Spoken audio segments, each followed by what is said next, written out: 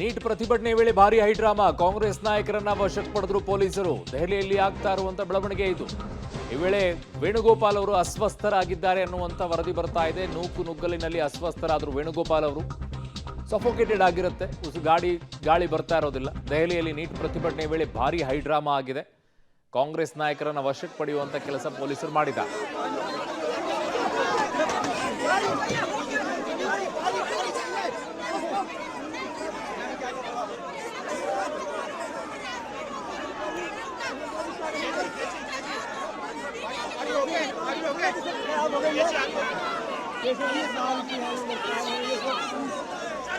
नरेंद्र मोदी करता है, पुलिस को आगे करता है। नरेंद्र मोदी करता है, पुलिस को आगे करता है।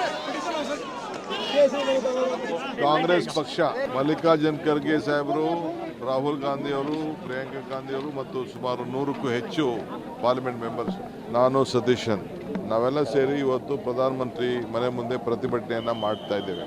ಬಹಳ ಸೌಮ್ಯವಾದ ಪ್ರತಿಭಟನೆ. ಇಲ್ಲಿ ಕೂತ್ಕೊಳ್ಳೋಕ್ಕೂ ಬಿಡ್ತಾ ಇಲ್ಲ, ಮಾತಾಡೋಕ್ಕೂ ಬಿಡ್ತಾ ಇಲ್ಲ, ಪ್ರತಿಭಟನೆಯನ್ನ ವ್ಯಕ್ತಪಡಿಸೋಕ್ಕೂ ಬಿಡ್ತಾ ಇಲ್ಲ.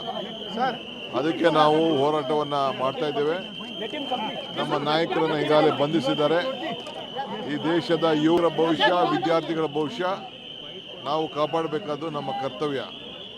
ಆ ದೃಷ್ಟಿಯಿಂದ ನಮ್ಮ ಹೋರಾಟ ಮುಂದುವರಿತದೆ. ಕರ್ನಾಟಕ ರಾಜ್ಯ ಮತ್ತು ಇಡೀ ರಾಷ್ಟ್ರದಲ್ಲಿ ಈ ಹೋರಾಟವನ್ನು ನಾವು ಮುಂದುವರಿಸ್ತೇವೆ. ನಾವು ಕಾಂಗ್ರೆಸ್ ಪಕ್ಷ ಮಲ್ಲಿಕಾರ್ಜುನ್ ಖರ್ಗೆ ಸಾಹೇಬರು, ರಾಹುಲ್ ಗಾಂಧಿ ಅವರು, ಪ್ರಿಯಾಂಕಾ ಗಾಂಧಿ ಅವರು ಮತ್ತು ಸುಮಾರು 100ಕ್ಕೂ ಹೆಚ್ಚು ಪಾರ್ಲಿಮೆಂಟ್ ಮೆಂಬರ್ಸ್, ನಾನು ಸತೀಶನ್, ನಾವೆಲ್ಲ ಸೇರಿ ಇವತ್ತು ಪ್ರಧಾನಮಂತ್ರಿ ಮನೆ ಮುಂದೆ ಪ್ರತಿಭಟನೆಯನ್ನ ಮಾಡ್ತಾ ಇದ್ದೇವೆ. ಬಹಳ ಸೌಮ್ಯವಾದ ಪ್ರತಿಭಟನೆ. ಇಲ್ಲಿ ಕೂತ್ಕೊಳ್ಳೋಕ್ಕೂ ಬಿಡ್ತಾ ಇಲ್ಲ, ಮಾತಾಡೋಕ್ಕೂ ಬಿಡ್ತಾ ಇಲ್ಲ, ಪ್ರತಿಭಟನೆಯನ್ನ ವ್ಯಕ್ತಪಡಿಸೋಕ್ಕೂ ಬಿಡ್ತಾ ಇಲ್ಲ. ಅದಕ್ಕೆ ನಾವು ಹೋರಾಟವನ್ನ ಮಾಡ್ತಾ ಇದ್ದೇವೆ. ನಮ್ಮ ನಾಯಕರನ್ನು ಈಗಾಗಲೇ ಬಂಧಿಸಿದ್ದಾರೆ.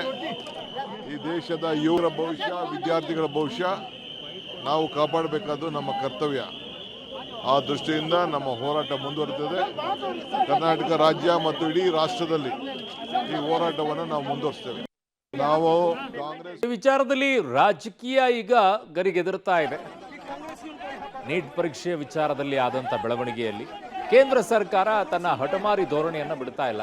ಪ್ರತಿಷ್ಠೆಯಾಗಿ ತೆಗೆದುಕೊಂಡು ಯಾರನ್ನು ಕೂಡ ಅದರಲ್ಲಿ ಹೊಣೆಗಾರರನ್ನಾಗಿ ಮಾಡ್ತಾ ಇಲ್ಲ.